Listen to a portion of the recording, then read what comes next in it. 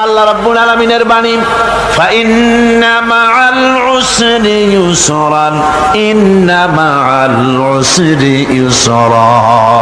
আল্লাহ পাক বলেন জেনে রাখো, দুঃখ এবং কষ্টের সাথে রয়েছে সুযোগ আর সুবিধা, আর অসচ্ছলতার সাথে রয়েছে উদার সচ্ছলতা। জোরে কোন সুবহানাল্লাহ।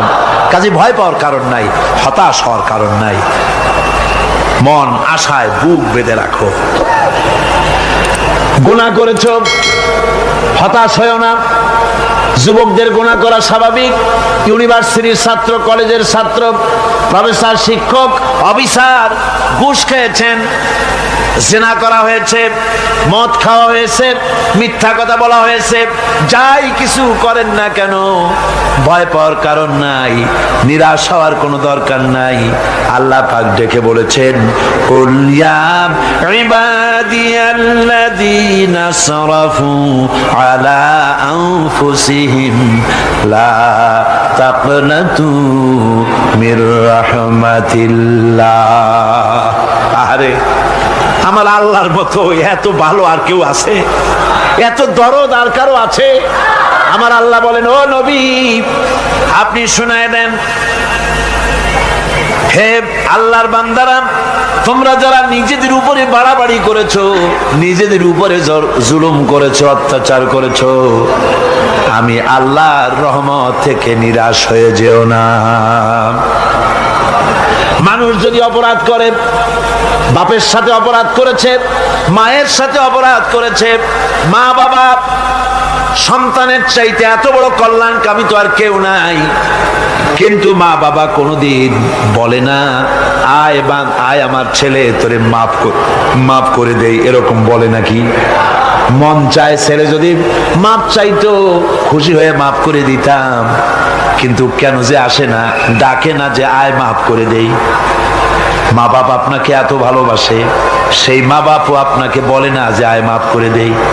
আমার আল্লাহ হচ্ছেন এমন আল্লাহ, আল্লাহ রাব্বুল আলামিন ডাকেন, এ বান্দা খুন করেছিস ফিরে আয়, জিনা করেছিস ফিরে আয়, হত্যা করেছিস ফিরে আয়, চুরি করেছিস ফিরে আয়, কুফরি করেছিস ফিরে আয়, সুদ খেয়েছিস, ঘুষ খেয়েছিস, মদ খেয়েছিস ফিরে আয়, এসে আমার দরবারে চোখের পানি ফেল, আমার দরবারে কাঁদাকাটি কর।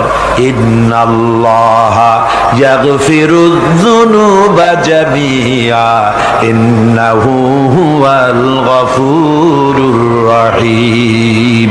আমার দরবারে চোখের পানি ফেলে কান, আমি রব্বুল আলামিন জিন্দেগীর গুনাহ মাফ করে দেব। সুবহানাল্লাহ কোন, সুবহানাল্লাহ কোন। আমার কাছে কান, চোখের পানি ফেল। আল্লাহ রাব্বুল আলামিনের কাছে বান্দার দুইটা ফোঁটা বেশি প্রিয়। একটা হলো জিহাদের ময়দানে যে রক্ত ফোঁটা দেওয়া হয়, এটা আল্লাহর কাছে প্রিয়। আর আল্লাহর ভয়তে গুনার জন্য লজ্জা করে, অনুশোচনা করে বান্দা যখন চোখের পানি ছেড়ে দেয়, আল্লাহর কাছে এটা অত্যন্ত প্রিয়। নবীজি বলেছেন, বান্দা যখন গুনার ভয়তে, আল্লাহর ভয়তে, জাহান্নামের ভয়তে অনুশোচনা করে যখন চোখ দিয়া পানি ছেড়ে দেয়, ওই চোখের পানি নাকের অর্ধেক আসতে না আসতে আল্লাহ রাব্বুল আলামিন বান্দারে মাফ করে দেন। আল্লাহ বরদাস্ত করতে পারেন না যে বান্দা কান্দুক।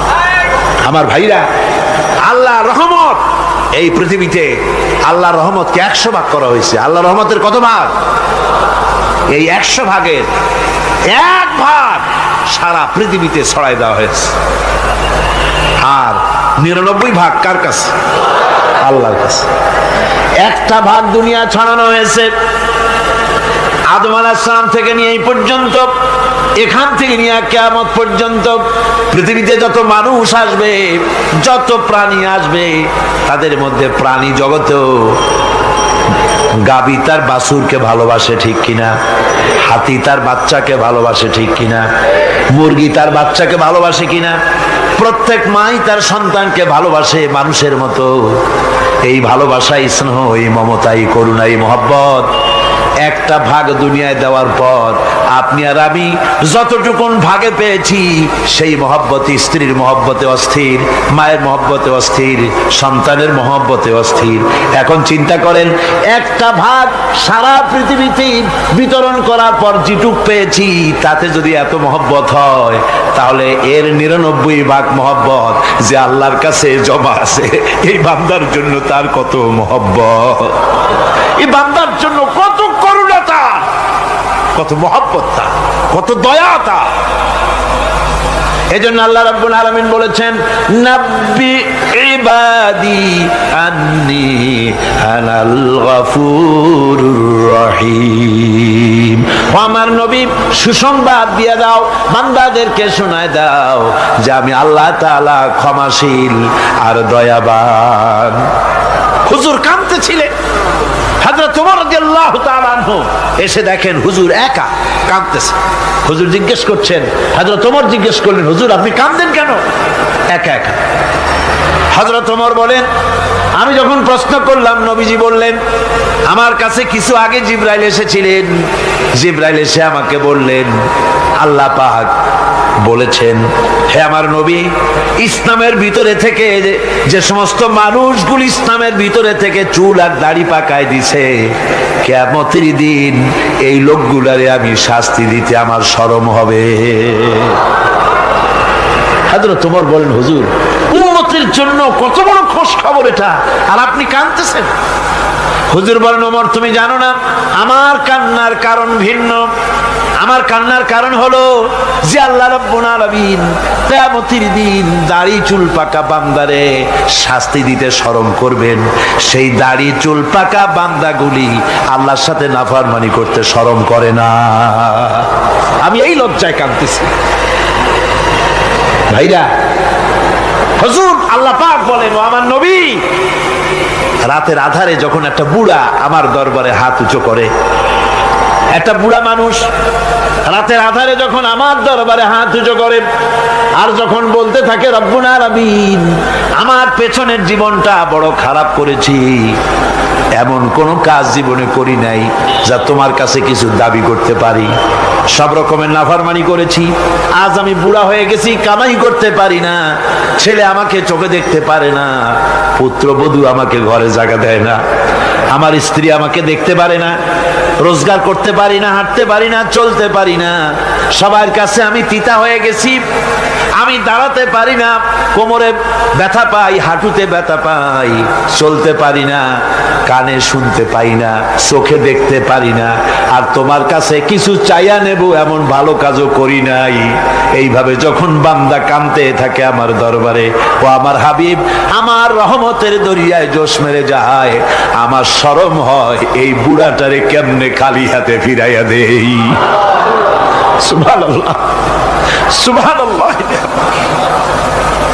আমার আল্লাহর এত দয়া, আমার আল্লাহর এত মায়া, এত মহব্বত। আমার আল্লাহ রাব্বুল আলামিন বলেন, ওয়াইযা সালাকা ইবাদি আন্নী ফাইন্নী করিব। ও আমার হাবিব, আমার বান্দা আমার ব্যাপারে প্রশ্ন করে, আমি বান্দার একদম নিকটে। কোরআন শরীফের ভিতরে যত জায়গায় রাসূলকে বলা হয়েছে সুয়ালের কথা, আপনাকে প্রশ্ন করা হয়, আল্লাহ তার জবাব কুল এই কথা বলে জবাব দিয়েছেন। যত জায়গায় সুয়াল এসেছে, যেমন কোরআনে কারীমের মধ্যে আল্লাহ পাক বলেন, ওয়ায়াসআলুনাকা আনিল মাহিদ, মেয়েদের হায়েজ সম্পর্কে জিজ্ঞাসা করা হয়, কুল হিয়া আযা, হে নবী আপনি বলুন। এভাবে করে কুল দিয়ে জবাব দেওয়া হচ্ছে। আবার প্রশ্ন করা হচ্ছে, ওয়ায়াসআলুনাকা আনিল আনফাল, এই গনিমতের মাল সম্পর্কে হুজুর আপনাকে, হে নবী আপনাকে প্রশ্ন করা হয়। আল্লাহ কুল দিয়া জবাব দিলেন, আল্লাহ বলেন আপনি বলেন। ওয়ায়াসআলুনাকা আনিল খামরি ওয়াল মাইসির, আল্লাহ পাক বলেন নবী আপনারে প্রশ্ন করা হয়, কুল ফিহিমা ইসমুন কাবীর, আল্লাহ কুল দিয়া বললেন তুমি বলো। আবার বলা হলো ওয়ায়াসআলুনাকা আনিল আহিল্লা কুল হিয়া মাওয়াকিতু লিন্নাস। ও নবী, আপনাকে প্রশ্ন করা হয় চাঁদের ক্রমবর্ধমান এবং ক্রমহ্রাস, এই যে বাড়ে আর কমে, পূর্ণিমা হয় অমাবস্যা হয়, কেন হয়? আপনি বলুন কুল, আপনি বলেন এটা আমি অক্ত এবং সময়, বছর আর দিন গণনা করার জন্য পৃথিবীবাসীদের জন্য বিনা পয়সায় একটা ক্যালেন্ডার বানাইয়া আকাশে ঝুলাই রেখেছি। এভাবে যত জায়গায় এসেছে আপনাকে প্রশ্ন করা হয়, তত জায়গায় আল্লাহ জবাব দিয়েছেন কুল, আপনি বলেন। গোটা কোরআন শরীফের ভিতরে এই একটি মাত্র জায়গা যেখানে বলা হয়েছে আপনাকে প্রশ্ন করা হয়। আল্লাহ এখানে বলতে পারতেন কুল, আপনি বলেন, আল্লাহ তোমাদের নিকটবর্তী, এভাবে জবাব হয় নাই।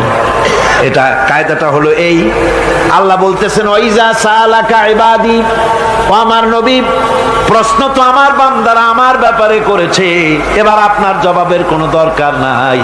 প্রশ্ন আমার ব্যাপারে, আমি নিজে জবাব দিয়ে দেই, ফা ইন্নী কারীব।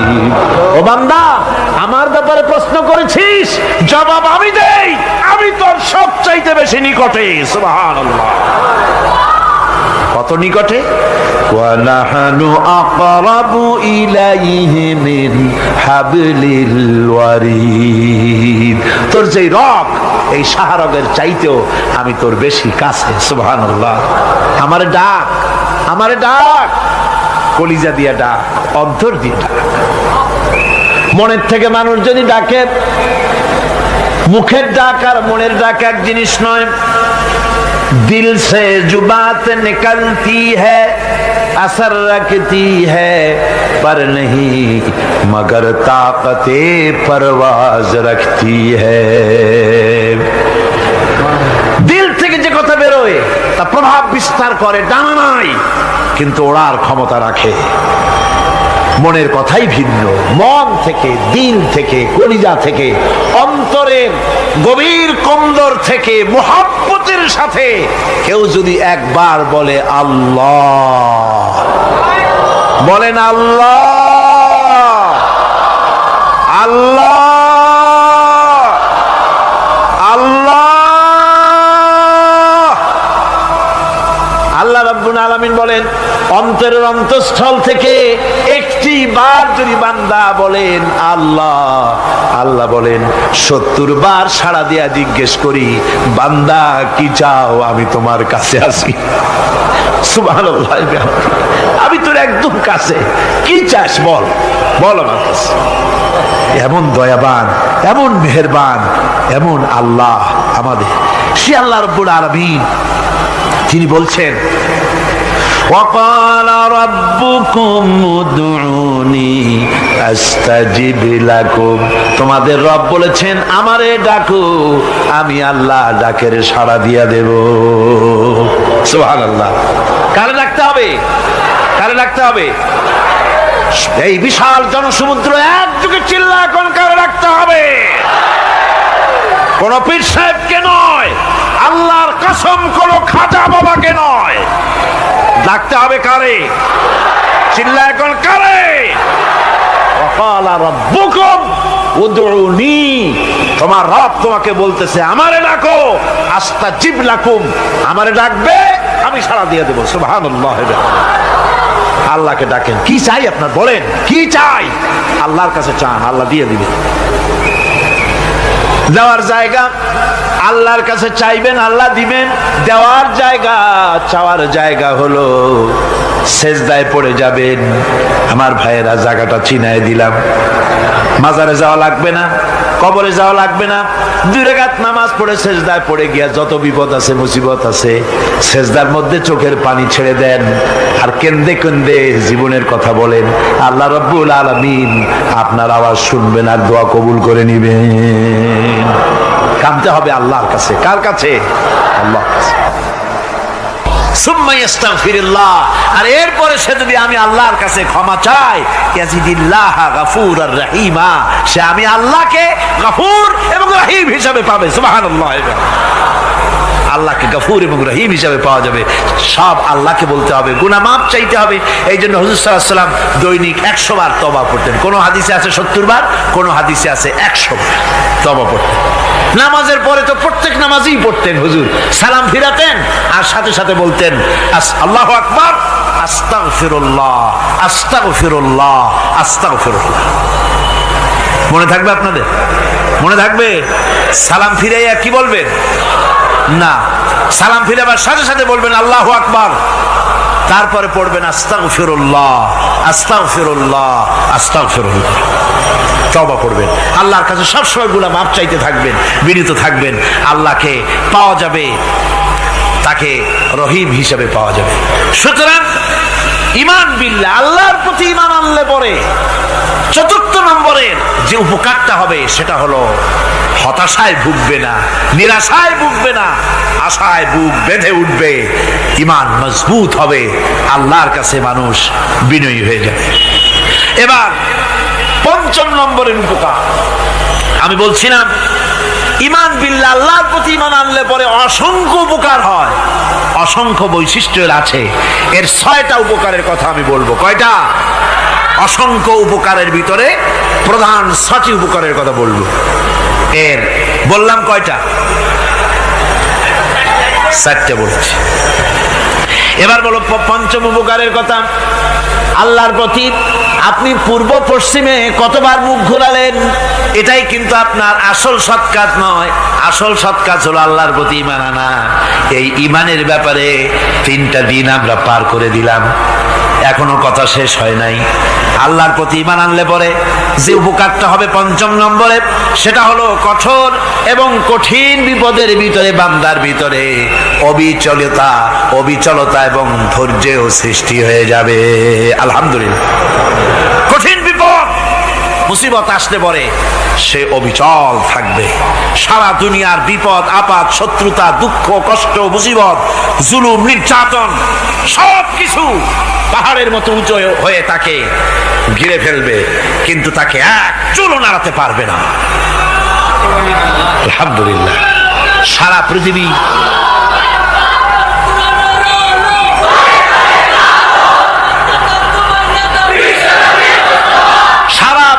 একদিকে আর সে একা একদিকে থাকবে।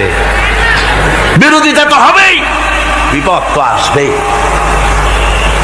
কবি বলতেছেন, সাথে জাকা রহা হ্যায় আজল সে তা ইমরোজ, সাথে জাকা রহা হ্যায় असल से ता इमरोज, चरागे मुस्तफावी से शरारे बुलहबीस।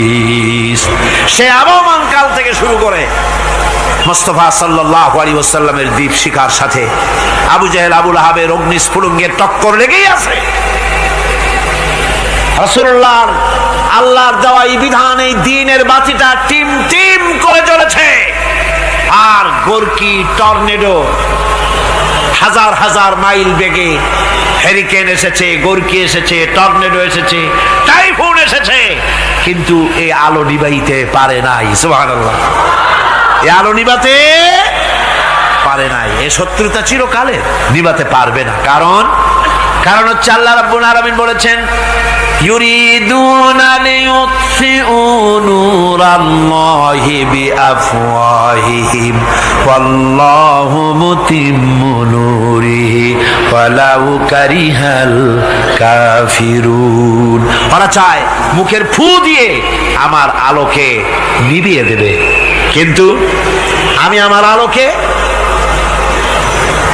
পূর্ণতা দান করব। তাতে কাফের বেঈমানদের কলজায় যত জ্বালা যন্ত্রণা হোক, আমার দ্বীন কেউ মিটাই দিতে পারবে না। সুবহানাল্লাহ। সুতরাং বিপদে অবিচলতা আসবে, সে অটল হবে, মজবুত হবে। কোরআনে কারীম বলতেছে, ওয়া কাযালিকা জাআলনা লিকুল্লি নাবিয়্যিন আদুওয়াম মিনাল মুজরিমিন। এই পৃথিবীতে এমনি এমনি করে আমি সকল নবীদের শত্রু বানিয়েছি, সব পাপিষ্ঠ অপরাধীদেরকে। নবীদের সাথে বিরোধিতা করেছে কারা? পাপিষ্ঠরা, অপরাধীরা। আজও খুঁজে দেখেন, আজও ইসলামী আন্দোলনের বিরোধিতা যারা করে সবগুলি কি পাপিষ্ঠ? সত্য কি না কর? ইসলামী আন্দোলনের বিরোধিতা যারা করে হিসাব করে চোখ দিয়ে তাকায় দেখেন, খুঁজে দেখেন তাদের নামগুলি। মদখোর, জিনাকার, বদমাশ, চোর, হাইজাকার, বেনামাজি, লুটেরা, মিথ্যাবাদী, সবচাইতে সমাজের নিকৃষ্ট লোকগুলি ইসলামের বিরুদ্ধে করে।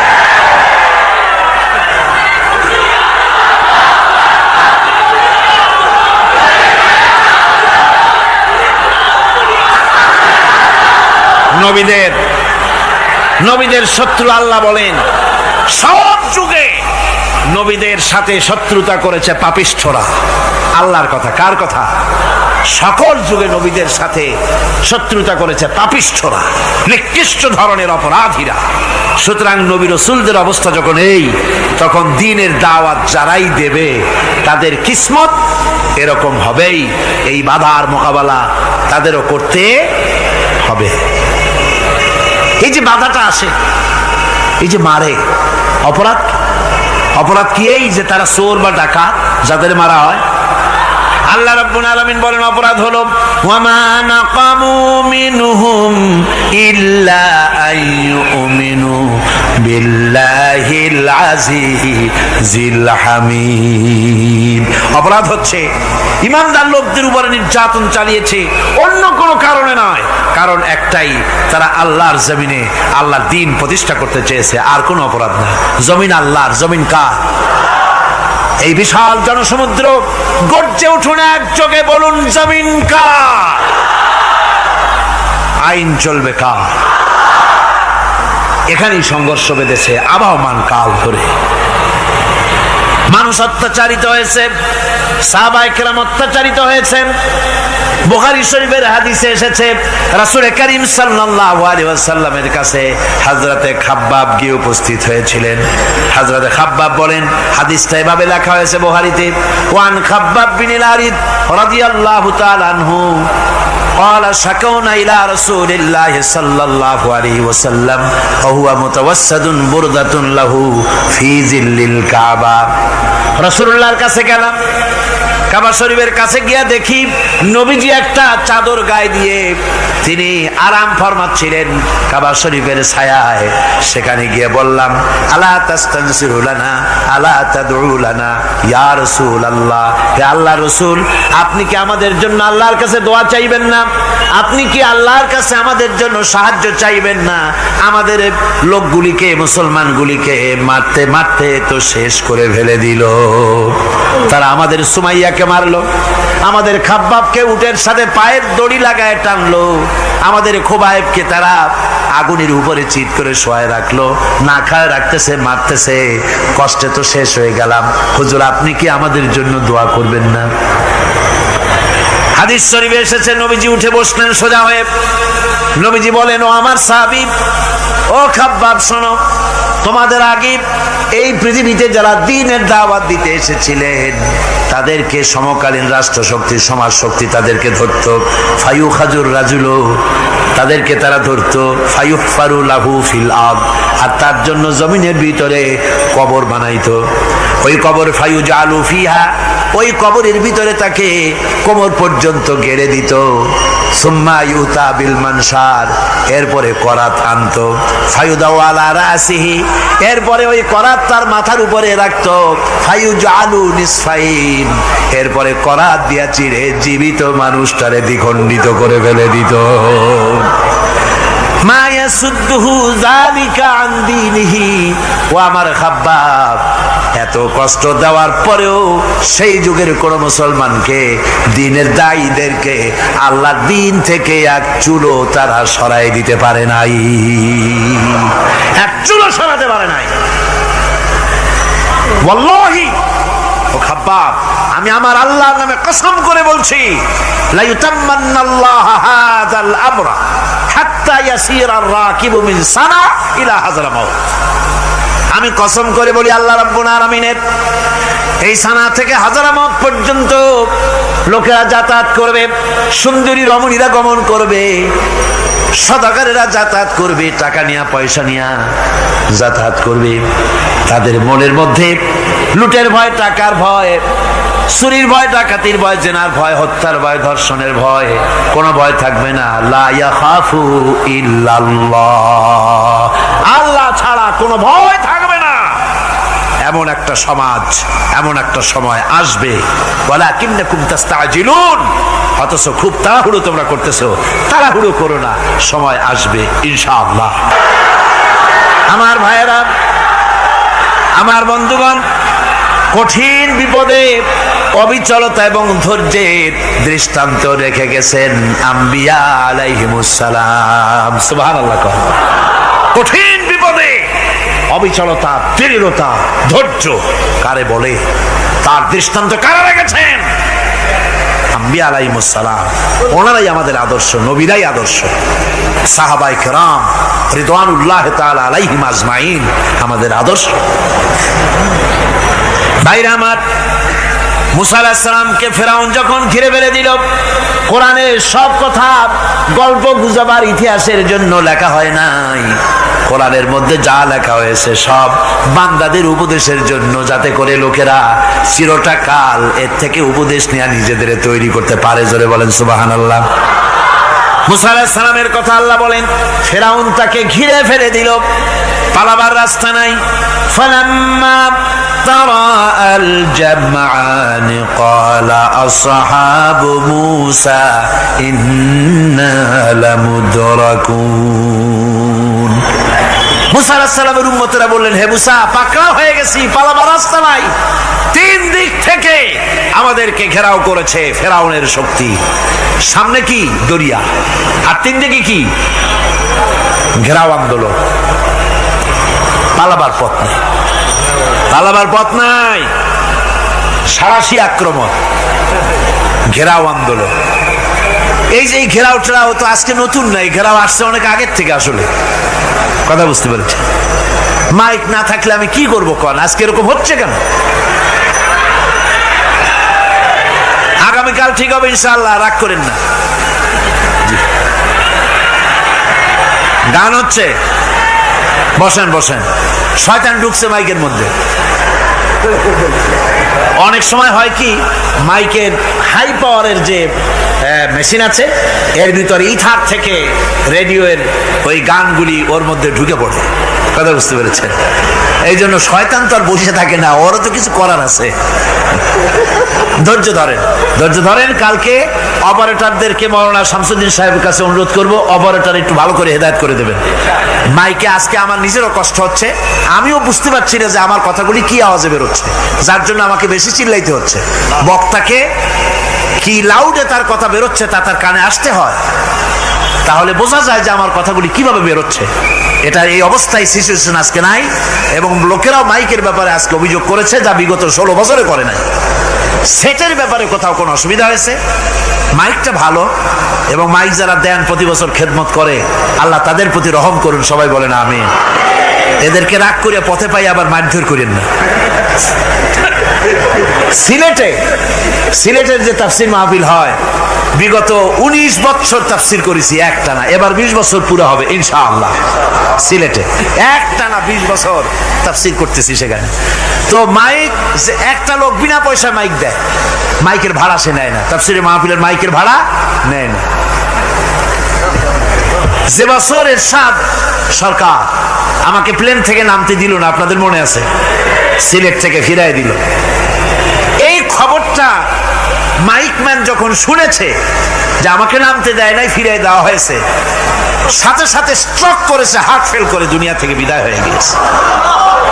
সিলেটে তাফসির হতে পারবে না, এই কথাটা সে বরদাস্ত করতে পারে না। আমি কেঁদেছি আর দোয়া করেছি, আল্লাহ, কোরআনের মহব্বতে লোকটার এই অবস্থা হলো, তোমার জান্নাত তুমি দয়া করে তাকে দান করে দিও। কাজে কোনো ব্যবসায়ী চায় না যে তার ব্যবসাটা খারাপ হোক, লোকেরা মন্দ বলুক। এ মাইকের ব্যাপারে আপনারা আজকে রাগারাগ করেন না, যা হয়েছে কালকে ভালো হবে ইনশাআল্লাহ। সবাই বলেন ইনশাআল্লাহ। এখন চলেন আমরা ফেরাউনের অবস্থা দেখি গিয়া কি করতেছে ফেরাউন।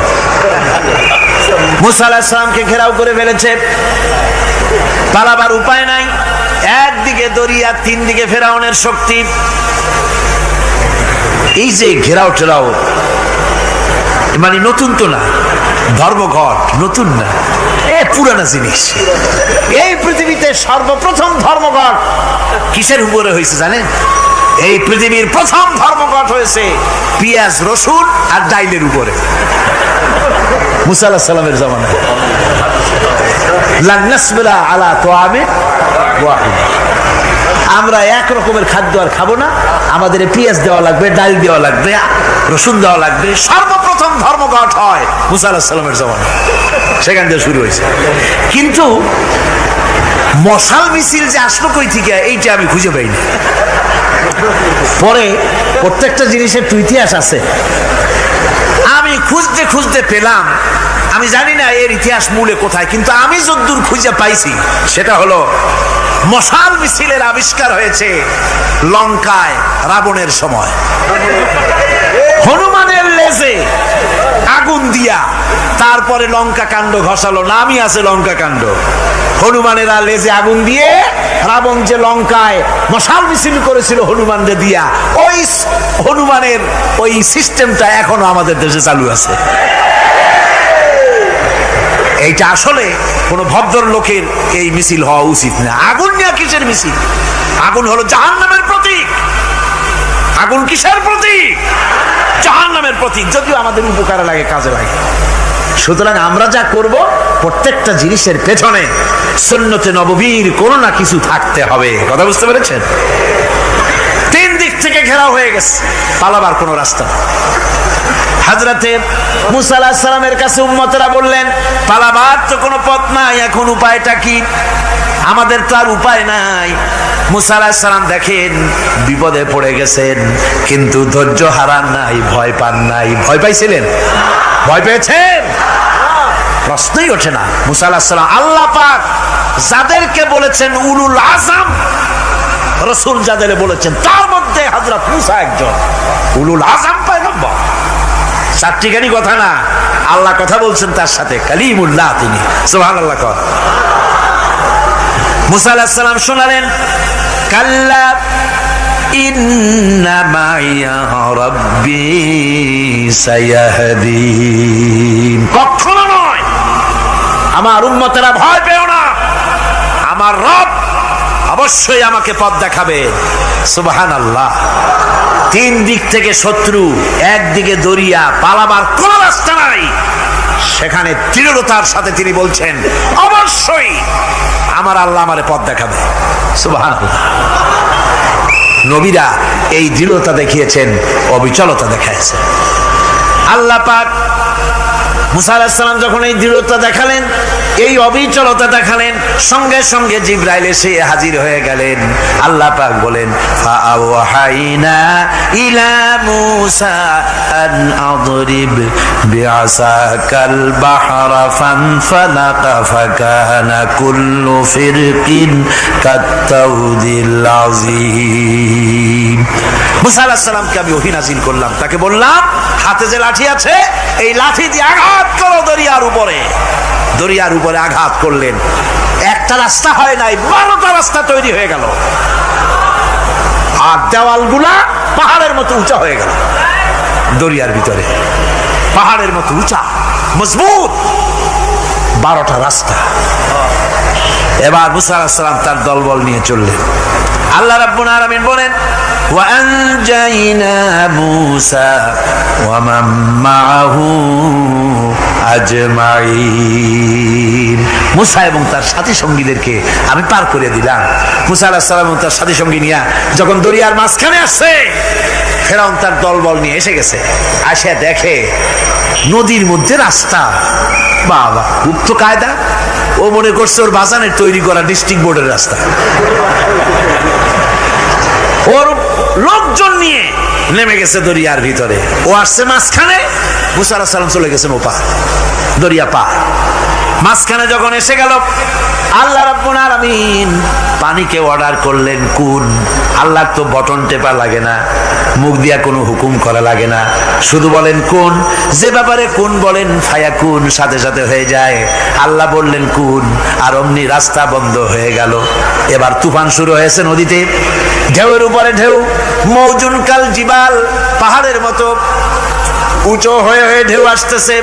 দলবল ঘোড়া আর অস্ত্রপাতি যা ছিল সব মরিয়া শেষ। এবার ফেরাউন একা উপরে ওঠে আর নিচে নামে, পানি খেতে খেতে পেটের কাম সারা। জনমের খাওয়া খাইছে পানি, এখন জান যায়, বাঁচবার আর উপায় না, বাঁচবার আর উপায় নাই। ফেরাউন তার নিজের জীবন সম্পর্কে হতাশ হয়ে গেল। এবার ফেরাউন বলতেছে, আমানতু আন্নাহু লা ইলাহা ইল্লাল্লাযী আমানাত বিহি বানু ইসরাঈল। আমি ঈমান আনলাম, আমি ঈমান আনলাম আল্লাহ ছাড়া কোন ইলাহা নাই। ওই আল্লাহর উপর ঈমান আনলাম যে আল্লাহর উপর ঈমান এনেছে বনি ইসরাইলেরা। আল্লাহ যাতে ঠিক পায় যে কোন আল্লাহর উপর ঈমান আনছে। বনি ইসরাইলের আল্লাহর উপর ঈমান আনলাম। আল্লাহ এই তো মুসলমান হয়ে গেছি, এরপরও আমার সুবাও কেন? আল্লাহ রাব্বুল আলামিন জবাবে বলেন, আল আন, এখন وَقَدْ عَصَيْتَ قَبْلُ وَكُنْتَ مِنَ الْمُفْسِدِينَ। এখনই মানানোর কথা বলছো, অথচ যুগের পর যুগ, বছরের পর বছর ধরে আমার মানুষের উপরে মন গড়া আইন চালায়েছ, আমার পয়গম্বরের সাথে বেয়াদবি করেছ। আজ তোমাকে আমি ছাড়ছি না, তোমাকে আজকে ছেড়ে দেব না, আমি তোমাকে মারব। আর সমস্ত প্রাণীগুলিকে, স্থলচর প্রাণীগুলিকে আল্লাহ পাক অর্ডার দিয়া দিলেন, এই ফেরাউনের লাশকে ডুবাবি না, পচাবি না, খাবি না। আলিয়াউমা নুনাজ্জিকা বিবাদানিক, আমি তোমার শরীরে বাঁচায় দেব। পোকে খাবে না, পানিতে পচবে না, মাছে খাবে না, কুমিরে খাবে না, দুনিয়ার কোনো পশুতে খাবে না। আমি তোরে শুটকি বানাইয়া রাখবো, যাতে করে দুনিয়ার সমস্ত ফেরাউন যত যুগে যুগে আসে তোরে দেখে যেন হেদায়েত নিতে পারে। ফেরাউনকে আল্লাহ শুটকি বানায় রাখছে। আমি ফেরাউনদের লাশ দেখেছি ব্রিটিশ মিউজিয়ামে। ফেরাউন তো একটা না, অনেকগুলা। আসলদারে অবশ্য দেখিনি। ব্রিটিশ মিউজিয়ামে ওই ফেরাউনগুলার লাশ যখন অসুবিধা হয়, মমিগুলি, তখন ইংল্যান্ডে নিয়ে যায় চিকিৎসা করাবার জন্য। চোখ টোক আছে গর্তের ভিতরে, তারপরে চামড়া টামড়া হাড়ের সাথে মিশানো, ওইভাবে চেহারা দেখলে মনে হয় যে সত্যি ফেরাউনিগুলো। আর ব্রিটিশের কাম মিশর থেকে নামছে এমন কোন জিনিস নাই। আমি সেখানে এক বক্তৃতা বলছিলাম, আপনারা এদের এখন সভ্য, এদের এখন ভদ্র, এরা হলো ইন্টারন্যাশনাল চোর। ওরা সারা দুনিয়া চুরি করেছে। লন্ডনে বক্তৃতা করেছি, সারাটা দুনিয়া চুরি করছে, আমাদের দেশকে শোষণ করেছে। এই বিশাল ভূভাগকে শোষণ করে ইংল্যান্ডের দ্বীপটাকে তারা সাজাইছে। তারা ময়ূর সিংহাসনের, শাহজাহানের ময়ূর সিংহাসনের ময়ূরের বাম চোখে কোহিনূর মণি লাগাইছিলেন। শাহজাহান ময়ূরের ডান চোখে কোহিনূর মণি লাগায় নাই। কোহিনূর মণির অনেক দাম, আমি দেখে এসেছি মণি। এখন সেটা কুইন এলিজাবেথের মুকুটে শোভা পাচ্ছে। সেই মণি এমনি বলে প্রবাদে 7 রাজার ধন 1 মাণিক্য, বলেন এরকম, অনেক দাম। শাহজাহান দেখালেন, আমি মুসলমান, আমার কাছে এটার দাম নাই, এই জন্য ময়ূরের ডান চোখে লাগালাম না, বাম চোখে লাগাই দিলাম। এইটারে চুরি করছে। তারপরে মিশর থেকে, মিশরের মমি চুরি করেছে, জুতা চুরি করছে, ছাতি চুরি করছে, পিসা চুরি করেছে। আমি বললাম এইগুলা কি ভদ্রলোক নাকি? এরা জুতা চোর, পিসা চোর, লাঠি চোর, সব চুরি করছে। যাই দেখেন ব্রিটিশ মিউজিয়ামের মধ্যে সব দুনিয়ার চুরি করা জিনিস নিয়ে তারা মানুষকে দেখাইয়া পয়সা উপার্জন করছে। টিপু সুলতানের তরবারিটা পর্যন্ত চুরি করেছে। আজ পর্যন্ত ব্রিটিশ মিউজিয়ামে টিপু সুলতানের তরবারিটা আছে, আমি তরবারিটা দেখে এসেছি। আমার বন্ধুগণ, বলতেছিলাম যে পৃথিবীতে আল্লাহ রাব্বুল আলামিন নবীরা তাদের চরিত্র দিয়ে বিপদের মোকাবেলা করে, দুনিয়ার সামনে কঠিন বিপদের মোকাবেলা করে অবিচলতা, দৃঢ়তা দেখায় গেছেন যে কেমন করে এই পৃথিবীতে বিপদের সামনে মোকাবেলা করতে হয়। ধৈর্য ধরতে হবে। বিপদ আসবে পাহাড় সমান হয়ে, আপনাকে ধৈর্য ধারণ করতে হবে সেভাবে বুক বেঁধে। যেহেতু এটা যদি বিশ্বাস হয় যে আমার কিসমতে যা আছে তার থেকে বেশি কিছু হবে না, তাহলেই আপনার ধৈর্য আসবে, ভয় পাবেন না। কথা ঠিক কিনা কন? এবারে হযরত হুদ আলাইহিস সালাম সম্পর্কে আল্লাহ রাব্বুল আলামিন বলেন, হযরতে হুদকে যখন ষড়যন্ত্র হলো, কাফির বেঈমানেরা তাকে মেরে ফেলার জন্য যখন সরকারি ষড়যন্ত্রে লিপ্ত হয়ে গেল, হযরতে হুদ সমাজের এই চ্যালেঞ্জের মোকাবেলা করলেন। হযরত হুদ বলেন, ফাকিদুনি জামিআন সুম্মা লা তুনজিরুন ইন্নী তাওয়াক্কালতু আলাল্লাহি রাব্বি ওয়া রাব্বিকুম। আমি তোমরা তোমাদের ষড়যন্ত্র আমার বিরুদ্ধে যত পারো আমার বিরুদ্ধে ষড়যন্ত্র চালাও, এতটুকু আমার অবকাশ দিও না। আমি এমন আল্লাহর উপরে ভরসা করেছি যার হাতের ভিতরে তোমাদেরও জান আর আমারও জান। যা পারো তাই করো। সরকার সমস্ত শক্তি একত্রিত হয়ে আমার মোকাবেলা করো। একদিকে হুদ আলাইহিস সালাম, আর একদিকে গোটা জাতি। হযরত হুদ ভয় পায় নাই। সুবহানাল্লাহ খান। ঈমান বিল্লাহ মানুষের কলিজাকে এভাবে শক্ত করে দেয়। কোন আলহামদুলিল্লাহ। এবারে এই বিপদের, কঠিন বিপদের মোকাবেলা করে আমার রাসূল যে প্রমাণ দিয়া গেলেন, আমার রাসূল যে কঠিন বিপদের মোকাবেলা করলেন, ভাইয়ের আমার, হিজরতের রাতে সওর পাহাড়ের ভিতরে যখন তিনি আশ্রয় নিলেন, হযরতে আবু বকর সাথে ছিলেন। হযরতে আবু বকর রাদিয়াল্লাহু তাআলা আনহু বলেন, হুজুর আপনি দাঁড়ান, এটা তো পাহাড়িয়া গুহা, গুহার ভিতরে সাপ থাকতে পারে, বিচ্ছু থাকতে পারে, আমি আগে ঢুকি, বিপদ যদি হয় আমার উপর থেকে হয়ে যাক। গুহার ভিতরে নেমে গুহা সাফ করলেন। এরপরে হুজুরকে ডাকলেন, হুজুর তাশরীফ নিলেন গুহার ভিতরে। এরপরে হুজুর বললেন, আবু বকর পাহাড়ে হেঁটে হেঁটে 2-3টা পাহাড় পাড়ি দিয়া যাওয়া লাগে সোর পাহাড়ে। মদিনার সোজা রাস্তা হুজুর ধরেন নাই, মেসফালার পথ দিয়া জাবালে কেদোয়ার উপর দিয়া 3টা পাহাড় পাড়ি দিয়া তারপরে হুজুর গেলেন সোর পাহাড়ে। গুহার ভিতরে হুজুর তাশরীফ নিলেন। বললেন, আবু বকর তুমি বসো, তোমার উরুর উপরে মাথা রেখে আমি একটু আরাম করি। হযরতে আবু বকর বসলেন, হুজুর তার উরুর উপরে মাথা রেখে ঘুমায় গেলেন।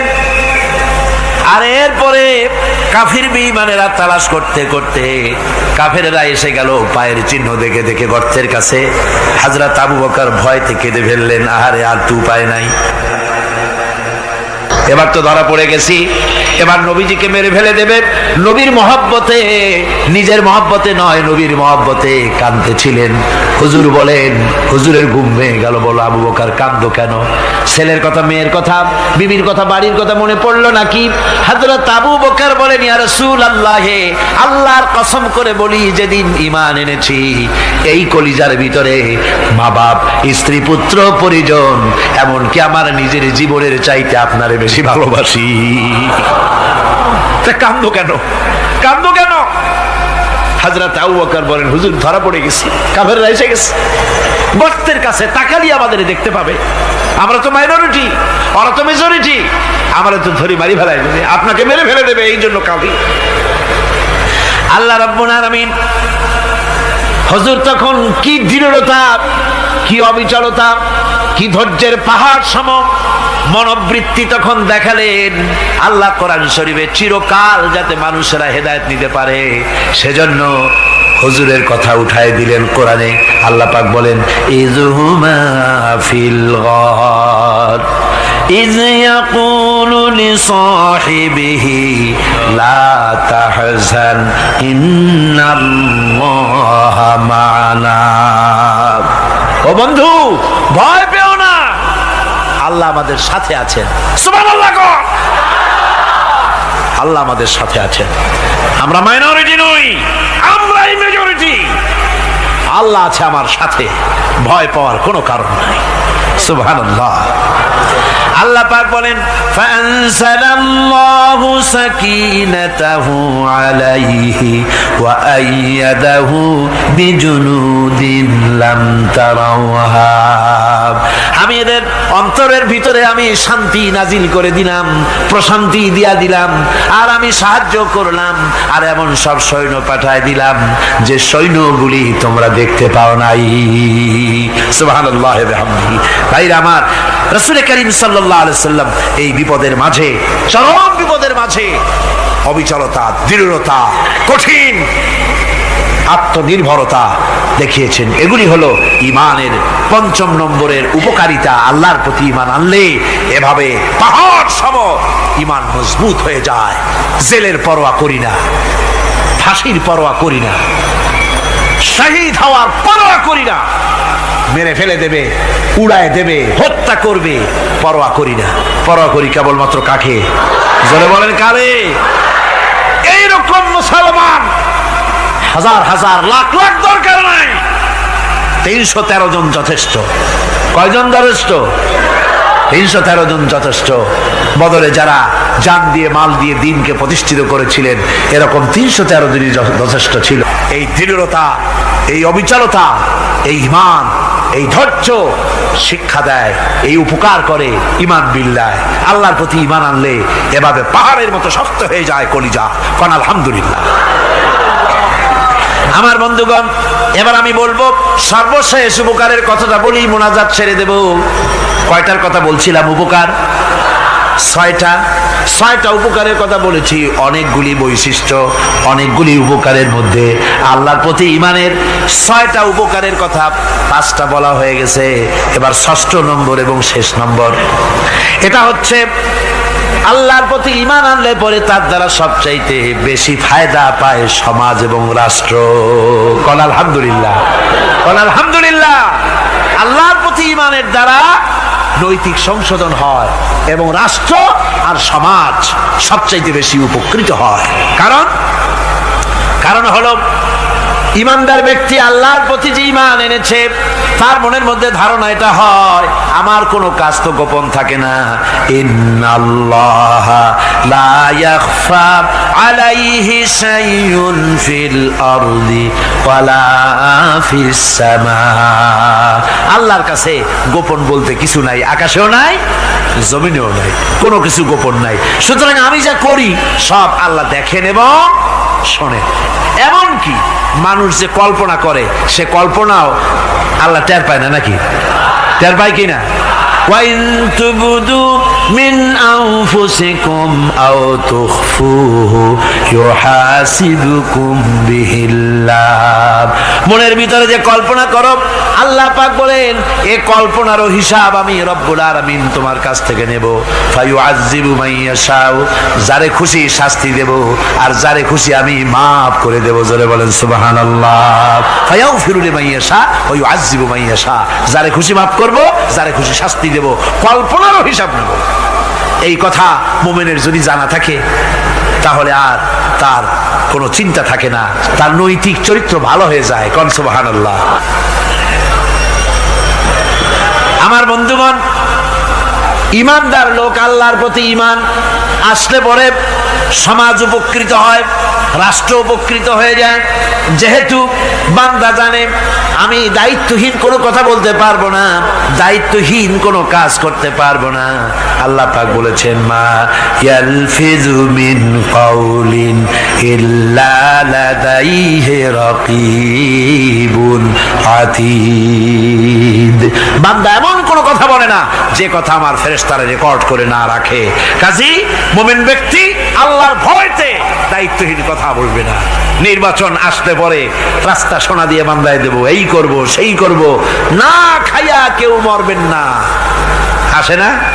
নির্বাচনের সময় সেরাগালি বদনারা মঞ্চে দাঁড়িয়ে কত বড় বক্তৃতা করে, ভাইয়ের আমার, বোনের আমার, এবার আমার বোতল মার্কা বাক্স, আপনারা আমাকে ভোট দিয়ে দেশ এবং জাতির আরেকবার 12:30 বাজাইবার সুযোগ দিন। এবার ক্ষমতায় গেলে কেউ না খাইয়া মরবেন না, কিন্তু কি খাইয়া মরবে তাও বলেন। এর মারফতি অর্থ হচ্ছে এই, ওরা যদি ক্ষমতায় যেতে পারে তাহলে বিষ খাইয়া হোক, গুলি খাইয়া হোক, কিছু না কিছু খেয়ে মরতে হবে। একেবারে খালি পেটে মরলে গ্যাস্ট্রিক হওয়ার সম্ভাবনা আছে। ঈমান বিল্লাহ যদি না থাকে, আল্লাহর ভয় যদি না থাকে, তাহলে দায়িত্বহীন কথা বলে। আর আল্লাহর ভয় যদি থাকে তাহলে নৈতিকতার সংশোধন হয়ে যায়, দায়িত্বপূর্ণ কথা বলে, মানুষকে ফাঁকি দেয় না। আমার বন্ধুগণ, আল্লাহ রাব্বুল আলামিন তার বান্দা যারা আল্লাহকে ভয় করে, সে ভয় করা বান্দাগুলির মনের মধ্যেই চিন্তা এসে যায়, আমি যেখানে থাকি না কেন আল্লাহ আমাকে দেখতেছেন, শুনতেছেন, রাতে হোক দিনে হোক, যেখানে আছি আল্লাহ আমারে দেখতেছেন। আল্লাহ পাক বলতেছেন, ওয়া হুয়া মাআহুম ইজ ইউবাইতুনা মা লা ইয়ারদা মিনাল কওলি ওয়া কানা আল্লাহু বিমা ইয়ামালুনা মুহীতা। আল্লাহ পাক বলেন, আমি তো আমার বান্দার নিকটে তখনও থাকি যখন সে গোপনে গোপনে রাতের বেলায় আমার মর্জির খেলাফ পরামর্শ করে। আমার মর্জির খেলাফ পরামর্শ করতেছে রাত্রে, আমি তো তখনও কাছে থাকি, ওটা আমি শুনি। ঈমান যদি আসে তাহলে এই সব কাজ থেকে সে বিরত থাকে। সে যদি কম হয় সেখানেও আল্লাহ, বেশিও যদি হয় সেখানেও আল্লাহ। এমন কোন জায়গা আছে নাকি চিটাগংয়ে যেখানে আপনি একটা আকাম করবেন আর আল্লাহ টের পাবে না? কোন আছে নাকি? আচ্ছা, চট্টগ্রামে না থাকুক, বাংলাদেশের কোন জায়গা আছে নাকি? পার্বত্য চট্টগ্রামে যত পাহাড় আছে, উঁচু নিচে জায়গা আছে, ওই জায়গায় বোধহয় আছে নাকি? সারা পৃথিবীতে আছে কোথাও? আল্লাহকে ফাঁকি দেওয়ার জায়গা কোথাও? সব স্পষ্ট। আল্লাহ কি ঘুমায় নাকি? ঘুমায়? তার কাছে দিনও যায়, রাতও তাই। সমানে তিনি দেখতে পান, শুনতে পান, সবকিছু দেখতে পান, সবকিছু শুনতে পান। তাকে ফাঁকি দেওয়ার কোনো উপায় নেই। এই জন্য 6 নম্বরের উপকার যেটা হয় সেটা হলো সমাজ উপকৃত হয় ওই মানুষ দিয়ে যার মধ্যে ঈমান আছে। হযরত ওমর রাদিয়াল্লাহু তাআলা আনহু রাতের আধারে শেষ রাত্রে ঘুরতেছিলেন, দেখেন এক বাড়িতে কথা হচ্ছে, কথাবার্তার আওয়াজ পাওয়া যায়, মনে করলেন কোনো অসুখ বিসুখ নাকি। ঘরে গিয়ে কান পাচ্ছেন দেওয়ালের সাথে, শুনতে পাচ্ছেন ভিতরে বুড়ি মা তার মেয়েকে বলছে, এই মেয়ে ওঠ, উটের দুধ দোয়াই নিয়ে আসছি, এর মধ্যে পানি মিশা, তারপর সকালে বাজারে নিয়ে যা। মেয়ে বলছে, মা এই কামটা আমি পারবো না। কেন পারবি না?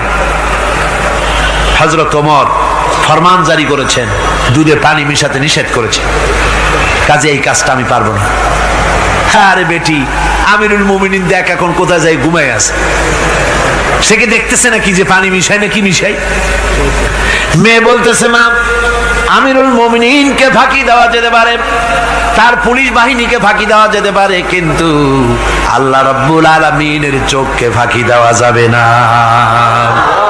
হযরত ওমর এই কথা শুনে বাড়ি চলে গেলেন আর নিজের ছেলেকে ডেকে বললেন, ছেলে আমার, অমুক জায়গায় একটা বাড়ি আছে, সেখানে একটা যুবতী মেয়ে আছে, ওই মেয়েটার বিয়ে হয়েছে কিনা শোনো, যদি বিবাহ না হয়ে থাকে তুমি তোমার নিজের বিয়ের প্রস্তাব দাও। আমিরুল মুমিনিন এই মেয়েটা সুন্দরী কেমন, স্বাস্থ্য কেমন কিছুই দেখলেন না, দেখলেন তাকওয়া। কি দেখলেন? আল্লাহর ভয়। আল্লাহর ভয় যখন একটা জাতির মধ্যে আসে, পুলিশ লাগে না, পুলিশের কাজ কমে যায়।